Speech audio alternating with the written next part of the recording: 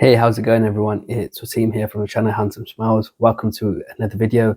Today's the third episode of this mini series that I'm doing on my channel where I talk about great fragrances from a decade. So I've done two episodes so far. I've done great fragrances from the 70s, and the episode before this I did great fragrances from the 80s, and now I'm doing great fragrances from the 90s. Now, as with the other videos, this list is not extensive. It's not every single great fragrance of the decade of the 90s.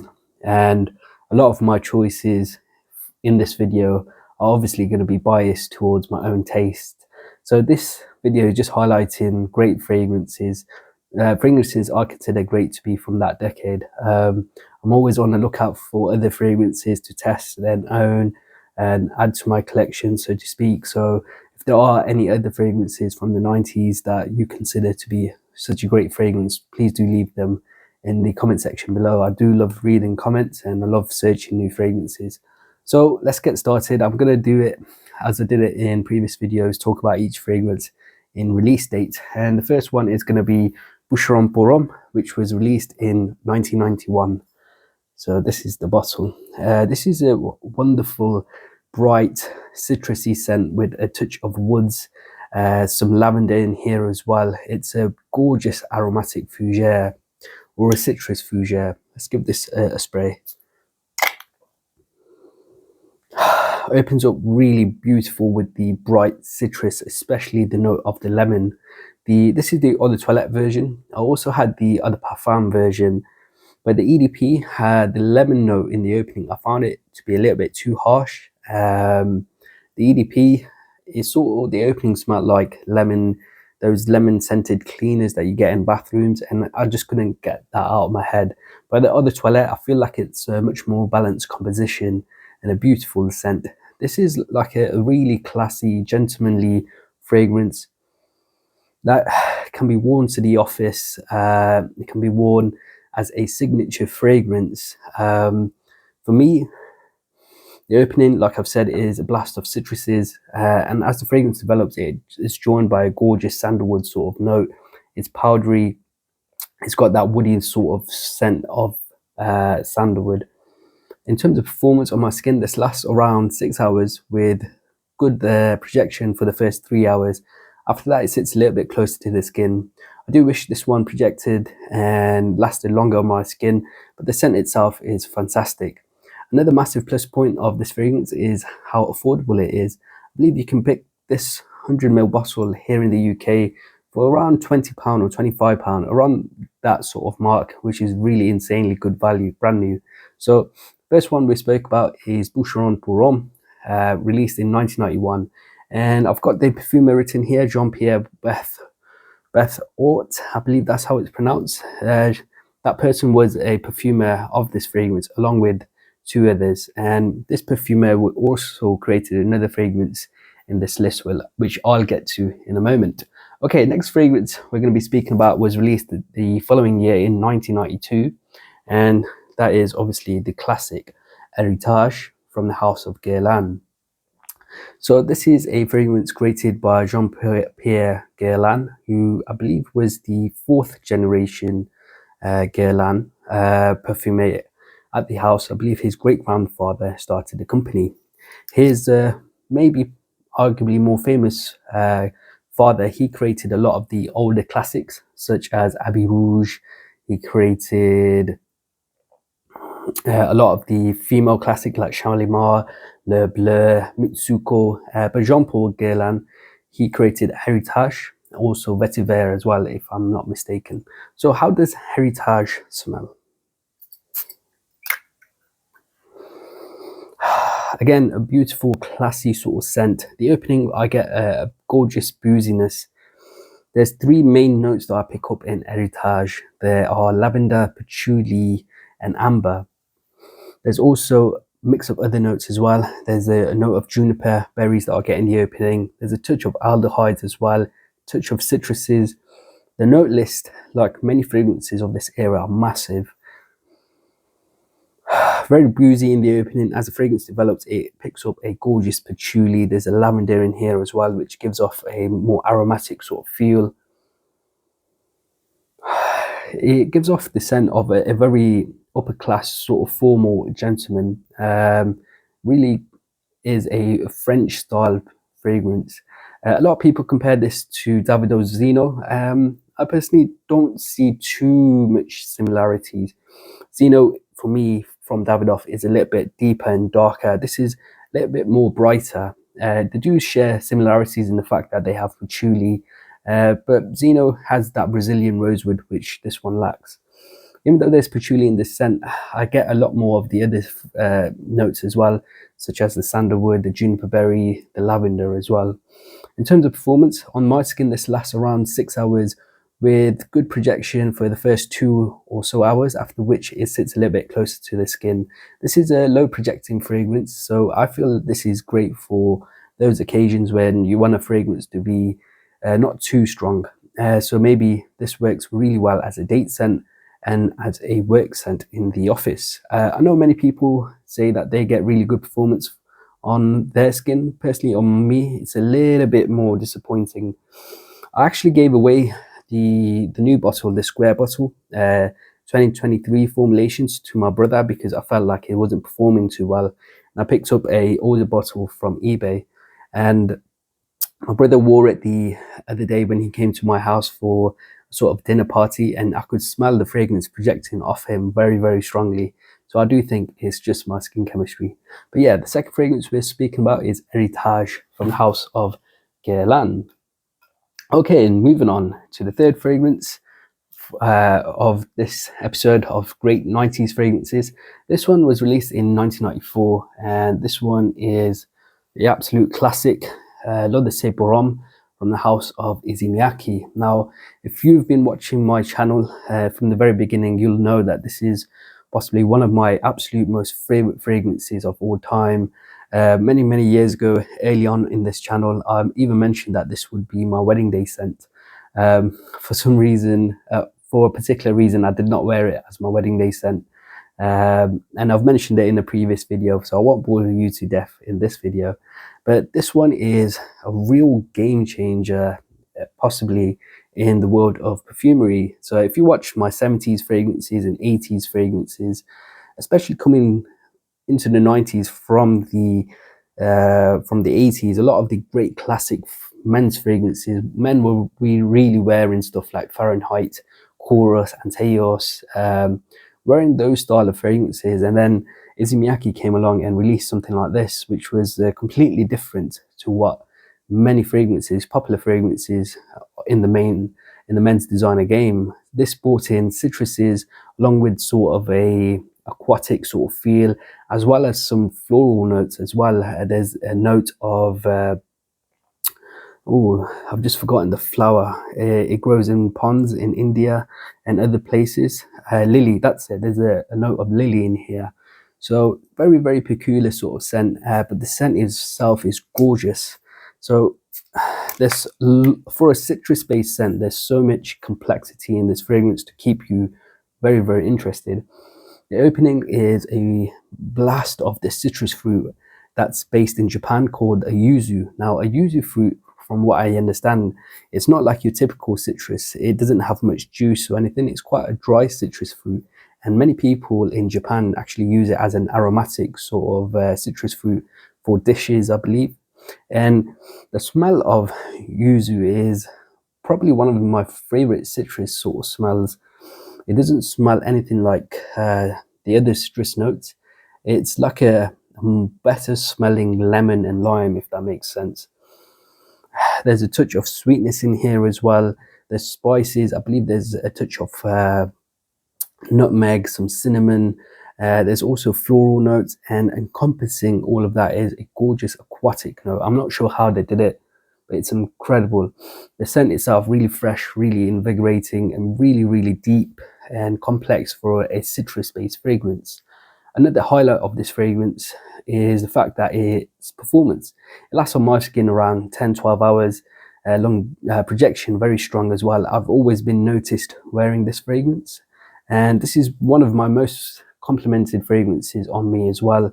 I've been complimented by loved ones, friends, family, my wife, people at work as well, that typically wouldn't giving me compliments, gave me a compliment wearing this.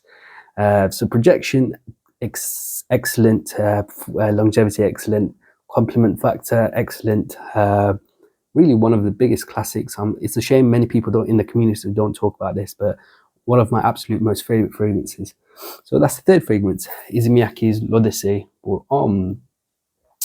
Now moving on to another fragrance that was released in 1994 and an absolute classic, and that is Dolce&Gabbana's Pour Homme. So the original Dolce&Gabbana Pour Homme was created in Italy.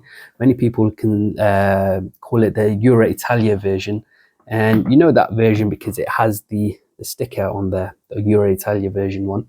This one is the one that they repackaged and sort of reformulated in 2012, which was I believe the made in Germany or made in UK version.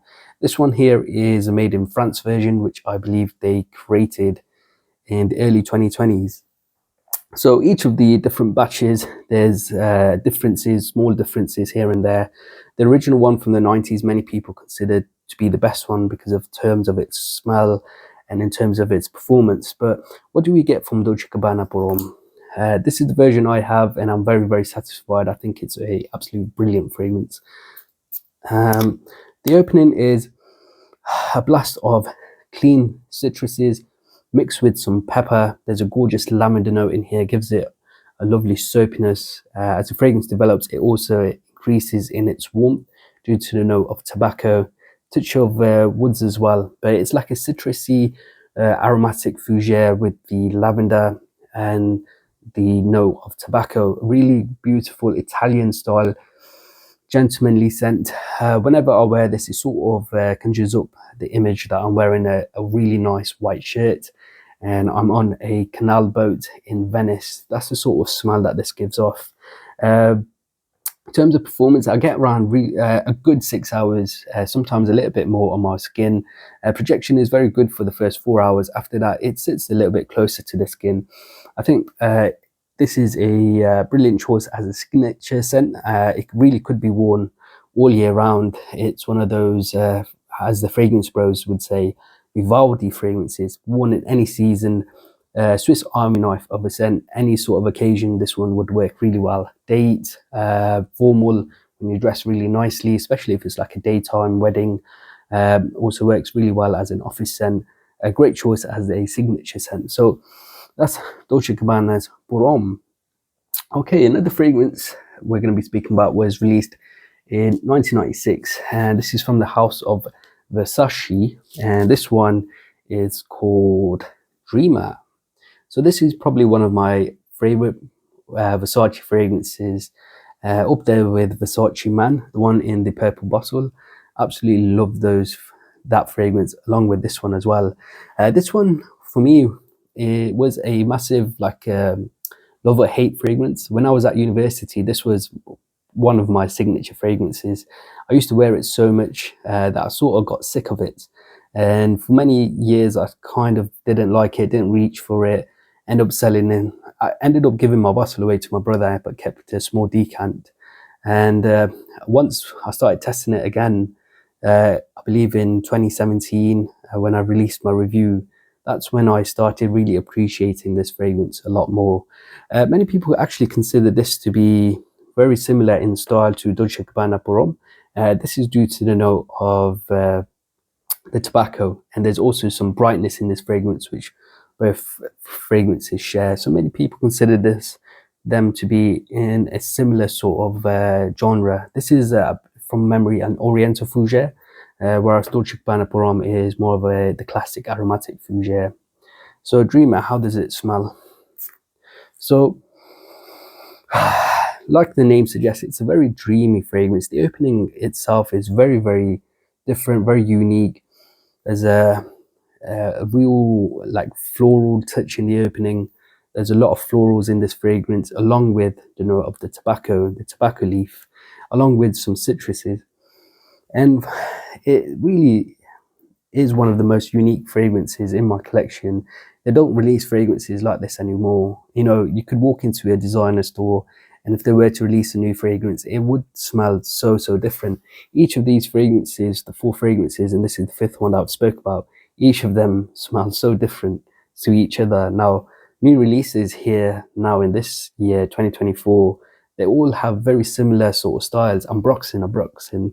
Everyone's trying to copy Bleu de Chanel, trying to copy Sauvage, trying to copy all these that similar Ambroxan Accord style. There's a lack of creativity now, but back then there was these houses, these designer houses were more than happy to take risks and create something very unique, and that's what Dreamer gives me.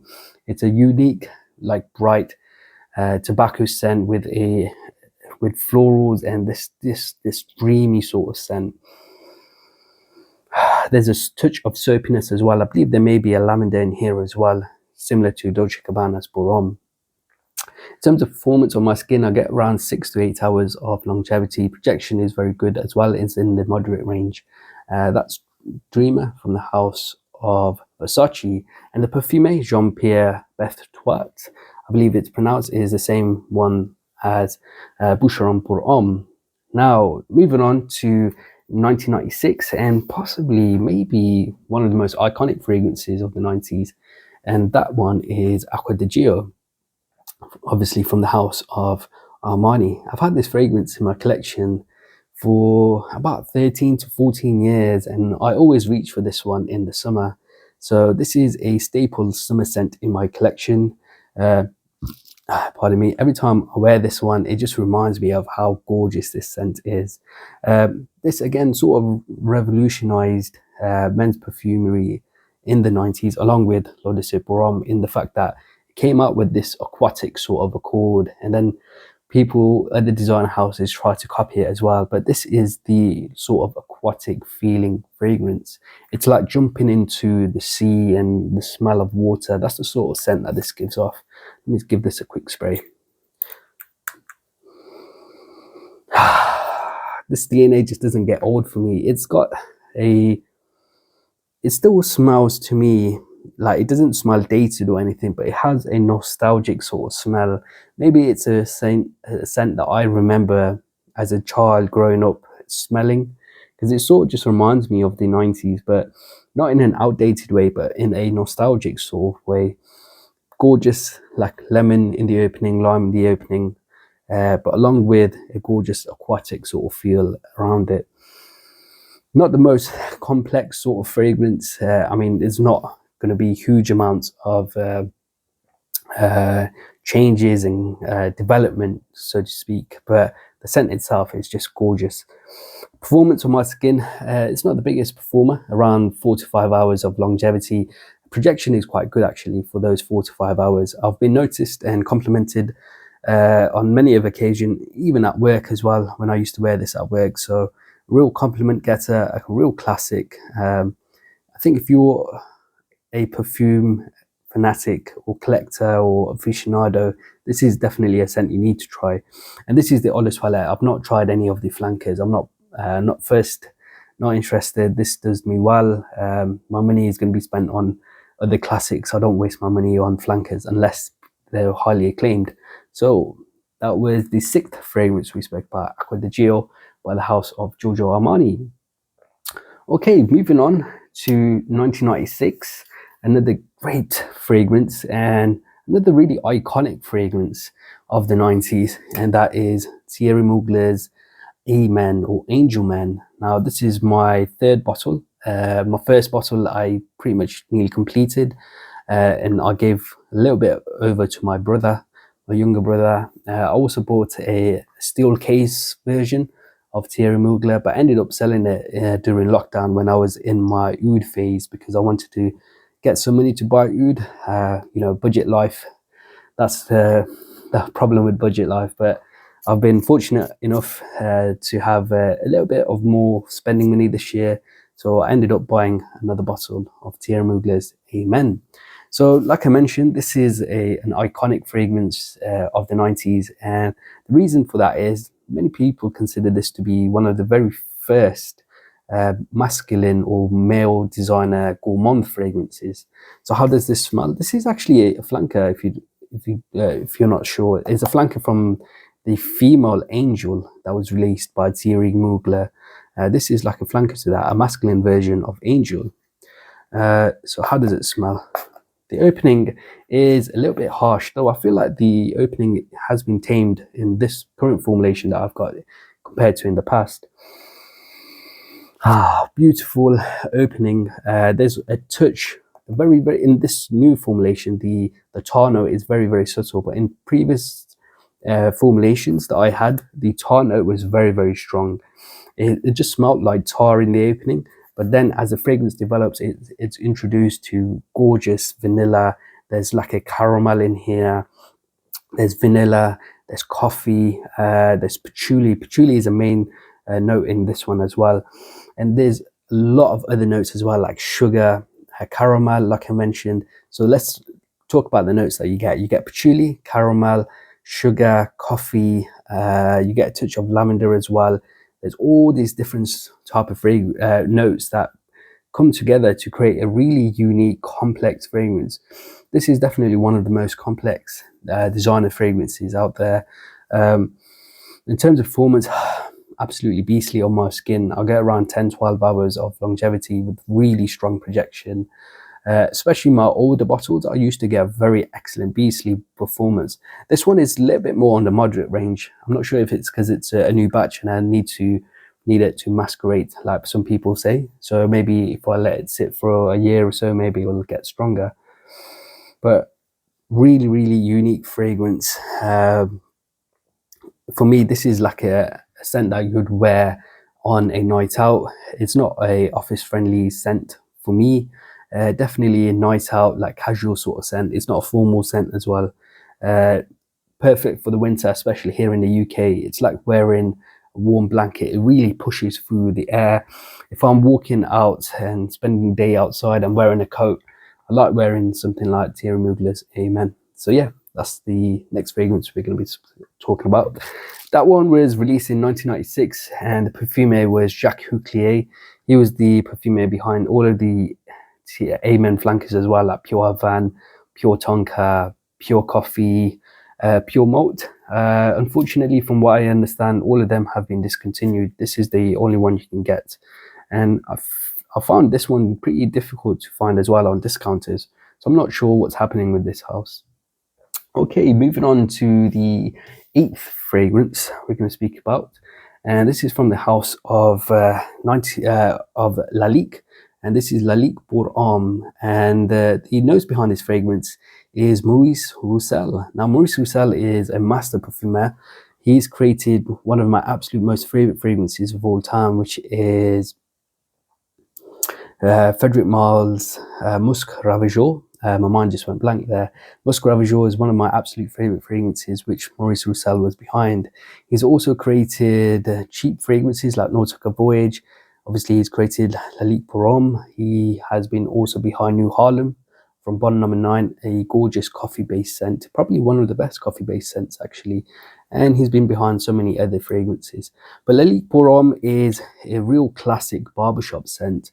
The opening is a blast of very clean, quite soapy lavender. As the fragrance develops, it picks up other sort of woodier notes like sandalwood. There's a lovely cedar in the dry down as well.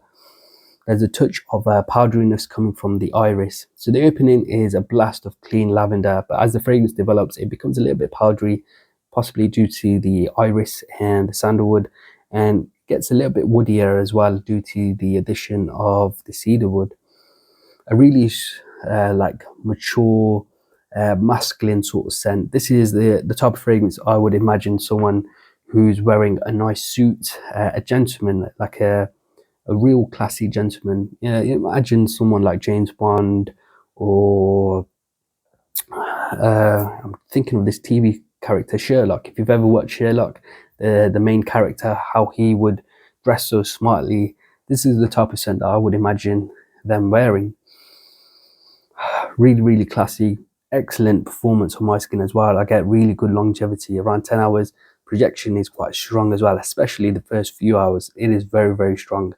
I actually found the lavender in the opening to be too loud, and so I spray very sparingly in the opening. sparingly, so because the opening just chokes me out. My wife absolutely loves this fragrance on me as well. This is one of her favorite fragrances on me. I wore this last night actually, and she was just saying how nice and clean I smelled, and she's totally right. The lavender in this comes across very, very clean, not in the soapy, too much in the soapy category, but it just smells very, very clean. So yeah, that's Lalique Homme, another great fragrance from the 90s. Now, moving on to the 9th fragrance we're going to be speaking about, and that one is Pie from the house of Givenchy. Fortunately, not many people speak about this one anymore, but for me, this is a masterful fragrance. Can't remember what my final rating was. I did do a review of this fragrance, but it was a very high score. I believe I gave it 4 out of 5 or 5 out of 5 or 4.5 out of 5, but it was a very high rating. I know Redolescence, this one was one of his favorite fragrances growing up. I believe his mother used to wear this one as well, and so did he. This is a vintage bottle because it has the smaller pie symbol.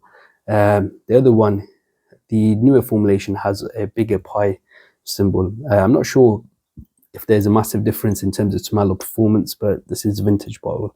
So how does Pie smell? Again, this is another gourmand style fragrance. This uses a lot of sweeter materials, sweeter notes. So the sort of notes that I pick up in this are like tonka bean, there's an amber in here, and there's a vanilla. You know, it gives off this warm sweetness. There's a touch of almond, I believe, as well, which gives this a sort of creaminess. This is a scent that you'd want to wear in the winter. You know, this warm blanket, cozy sort of feel that this gives off. Projection is strong for the first 1 to 2 hours. After that, it sits a little bit closer to on my skin. It doesn't become too much of a skin scent, but it doesn't project massively. It sits a little bit closer to the skin after the first couple of hours. Longevity is pretty good. I think I'll get, if I remember, I haven't worn this since last winter, and it's getting colder now, so I will be reaching for this. It lasts on my skin around 8 to 10 hours. But like I've said, it's like a sweet vanilla sort of scent, very cozy, perfect date fragrance in my opinion. The first couple of hours, it's going to project really strongly. So you want that when you're out on a dinner date with your date.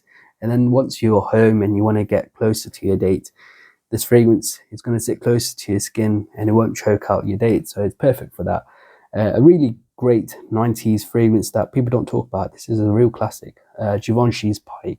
Okay, let's end the nose behind this scent was Alberto Morias. I forgot to mention that, who was also the nose behind this one, Acqua di Gio, along with Anique Minardo. Anique Minardo is the perfume of this fragrance that we're going to end with, and that's Jaipur Homme from the house of Boucheron. So we started with a Boucheron fragrance, and we're going to end with a Boucheron fragrance.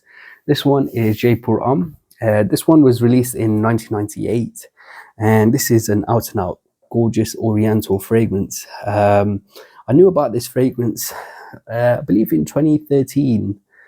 That's when I came across this fragrance, and it was watching one of my favorite reviewers, Greggy Boy 76. He was the one who highlighted this fragrance to me.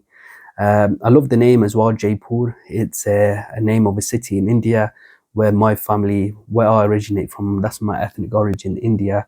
So really cool that it's called Jaipur. I've actually been to Jaipur, the city, but I was very young. I think I was only 5. We were doing a tour of northern India with my family. We also went to Agra to see the Taj Mahal. So really, really cool. But we went to Jaipur as well. So how does this smell? So like I've mentioned, out and out oriental scent that smells so much more than what you can get this for. This is a real cheaper as well. You can pick this one up for about 20 to 25 pound, ridiculous price for the type of scent that you get in from a master perfumer, Anique Minardo. She's one of my absolute favorite fragrance creators or perfumers. She's been behind Bod Argent from House of Christian Dior. She's been behind Body Chorus by YSL. She's been behind Lolita Lampica, Guerlain. So she's created so many amazing fragrances along with this one. So this is a scent which has gorgeous vanilla. There's a sweetness, vanilla, gourmand sort of quality, but there's a lot of spices in here as well. I believe there's a lot of cinnamon and some other sort of oriental spices, which gives off like a really like a scent which is maybe like you would imagine how a scent in maybe like a temple in India would smell. It's got that gorgeous sort of oriental feel. Performance on this one is insane as well. I get around 10 to 12 hours of longevity, very, very strong. First 6 hours, this is like beastly on my skin, after which it sits a little bit closer. The opening is very, very oriental with the spices and the vanilla, but as the fragrance develops, there's an increase of possibly tonka bean in this, or amber, and it becomes a lot more sweeter on my skin, and the spiciness eases off. But performance wise, this is excellent. I had a sample for many years, a decant. I believe it was a 10 or 5 ml decant, which I used a lot. I was gifted that decant from a gentleman called Misan on a Facebook group. So Misan, if you're watching, thank you so much. But since then, I've got myself a bottle. So that's Jaipur Homme. The final fragrance I'm going to be speaking about in this video, the 10th fragrance. So there you have it, guys. Those were 10 selected 10 great fragrances from the 90s. There's so many other fragrances from the 90s that are great, but I just highlighted some that I thought were excellent. And I hope you guys enjoyed this video. If you have, please do leave me a like and a comment below. If you haven't subscribed to the channel, please make sure you do. If you want to check out the other videos in this mini-series, I'll leave them in the description below and in the comment section as well. You can check out the 70s and 80s. After this video, I'll be doing the noughties, the great fragrances from the noughties, so the early 2000s. And I'm really looking forward to that one. There's going to be a few more niche in that decade compared to the ones that I've just spoken about. So until next time, my friends, see you later.